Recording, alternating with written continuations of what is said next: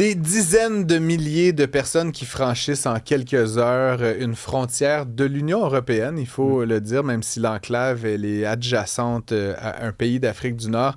Les images de jeunes hommes qui nagent jusqu'à l'enclave espagnole de Ceuta, des militaires qui ont été déployés, des centres d'accueil débordés.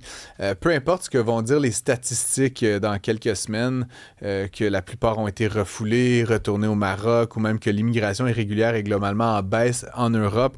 C'est les images qui marquent les esprits puis alimentent à nouveau le débat politique sur la question de l'immigration. Est-ce que Ceuta est le symbole d'une Europe qui a perdu le contrôle de ses frontières ou est-ce que c'est juste un épisode spectaculaire, comme l'écrivait Luc La Liberté, d'ailleurs notre collègue plus tôt aujourd'hui, un peu un emballement viral sur les réseaux sociaux là, qui aurait pu mener des dizaines de milliers de jeunes à vouloir passer illégalement la frontière. C'est ce qu'on analyse avec Georges Mercier, long préambule. Hein, voilà.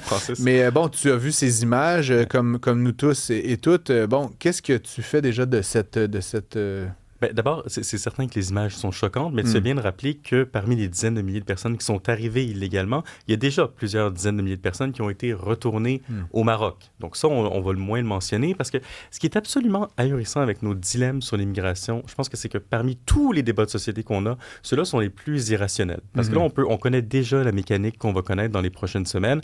Du côté de la droite et de l'extrême droite, voilà une preuve de la submersion migratoire. Et là, le problème, c'est qu'on a ces images-là. Mais ce qui est fascinant, c'est qu'au même moment, l'Union européenne a mis en œuvre des politiques assez musclées pour lutter contre la migration illégale. Et dans les faits, elle diminue. Bon, les chiffres les plus crédibles auxquels on a accès nous montrent que ça fonctionne en partie. Le gros problème avec l'immigration en Europe, c'est que même si les arrivées diminuent, il y a un gros problème d'intégration des gens qui sont déjà arrivés, non pas seulement au niveau de la criminalité, mais aussi au niveau de l'intégration culturelle. Et ce qui a été la caractéristique des dernières années, c'est qu'on dirait qu'à gauche, en partie, on a refusé d'en parler. On a refusé d'en parler. On a longtemps mis sous le tapis des problèmes qui étaient réels. Ben, un humain, c'est un humain. Un humain, c'est un humain. Il faut accueillir tout le monde. Aimez-vous les uns les autres, etc., etc. Puis si dans certains quartiers... Un peu judéo-chrétien sur les bords. Oui, un peu pour accueillir des populations qui ne le sont pas tout le temps. Je vais dire ça comme ça. Ouais. Mais néanmoins, ce qui s'est produit, c'est que puisque au niveau d'une certaine partie de l'espace public, on a refusé d'en parler, mais ça a ouvert la porte à d'autres discours puis à d'autres individus qui, eux, se sont fait les porte-voix des problèmes migratoires, si bien qu'il y a un déficit de crédibilité à gauche. Pour une large partie de la population, si vous demandez aux Français moyens s'ils croient Le Monde, par exemple, le grand journal de référence, lorsqu'il est question de migration, non, ils ne le croient plus, ils croient d'autres médias. Et là, l'enjeu ici, c'est que si les gens, disons les partis plus institutionnels, qui sont habitués d'avoir le pouvoir, qui connaissent comment fonctionnent leurs différents États, si ces gens-là n'ont plus de crédibilité, ben on élit d'autres individus, par exemple en France, le Rassemblement national, qui n'ont peut-être pas la compétence nécessaire pour traiter les dilemmes migratoires. Et donc, on a un débat public qui est tellement vicié que c'est difficile de faire œuvre commune pour parler de ça. Et donc, évidemment, ça nous amène à penser, par exemple, à ce qui se passe au sud de notre frontière actuellement aux États-Unis, où là, carrément, on a une immigration historique qui est composée beaucoup de gens de l'Amérique du Sud, d'Amérique centrale, qui habitent légalement ou non, là, dans certains cas, aux États-Unis, et avec cette espèce de police migratoire, le ICE, on rentre carrément dans les villes, on saisit les aéroports, on expulse les gens. Ces images-là aussi marquent l'esprit. J'ai l'impression, encore une fois, qu'on est très dans le pas pour faire mon snob, mais dans le pathos. Là, c'est toujours l'image qui frappe. Là, évidemment, dans le cas de ICE, il y a eu carrément des citoyens américains qui ont été assassinés en pleine rue. Mais encore une fois, on est toujours dans l'image spectaculaire et très peu dans la statistique, finalement. Oui, puis on devrait se fier aux statistiques parce que ce qui est un autre élément important sur l'immigration avec un I majuscule, là, ça n'existe pas. Okay? Il y a différentes catégories migratoires. Au Canada, par exemple, vous avez des immigrants économiques, vous avez des réfugiés, vous avez plein de catégories.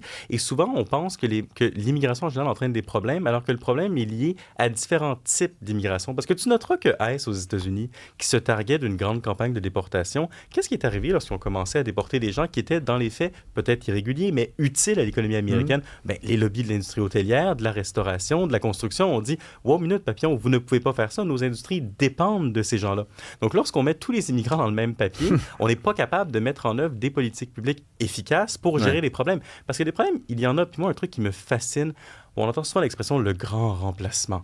Là, évidemment, c'est pour la décrier tout de suite parce qu'il y a une connotation raciste. On pense essentiellement que... Ah, ben... non. Moi, je décrirais cette expression-là, mais j'entends des gens la dire, en tout cas, et même à cette antenne. On l'a dit, mais l'élément qu'on... Ça, puis l'entrisme, non, c'est... Oui, mais justement, mais ces deux phénomènes-là, là, ils peuvent exister. On peut dénoter que dans certaines communautés culturelles, il y a une intégration aux valeurs de la majorité qui se fait moins bien et qui se fait même de moins en moins bien. La notion de grand remplacement, là, c'est pas nécessairement la question d'une couleur de peau ou d'une biologie. Être français ou être allemand, c'est pas fonction de ta biologie.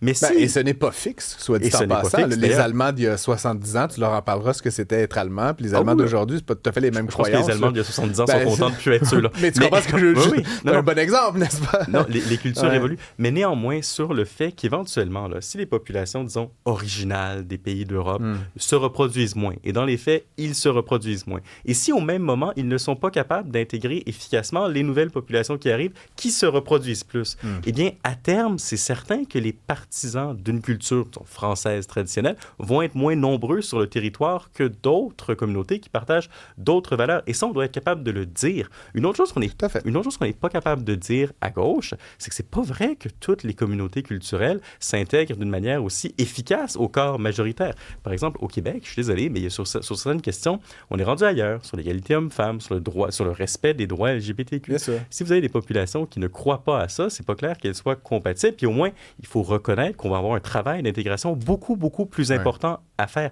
Et si on était capable de se mettre d'accord sur des trucs qui semblent élémentaires, selon le bon bon sens, peut-être qu'on aurait plus de facilité à traiter ces enjeux-là et qu'ils ne seraient pas capturés par des gens qui, oui, parfois n'ont pas la responsabilité ou la compétence sauf pour en parler. Puis c'est là où, comme tu le dis, je sais pas si c'est une espèce d'inconfort ou d'incapacité de dire. Puis bon, il y a toute une question de droit de l'homme là-dedans. Là, tout le monde est égal. Non, mais laisse-moi finir mon point.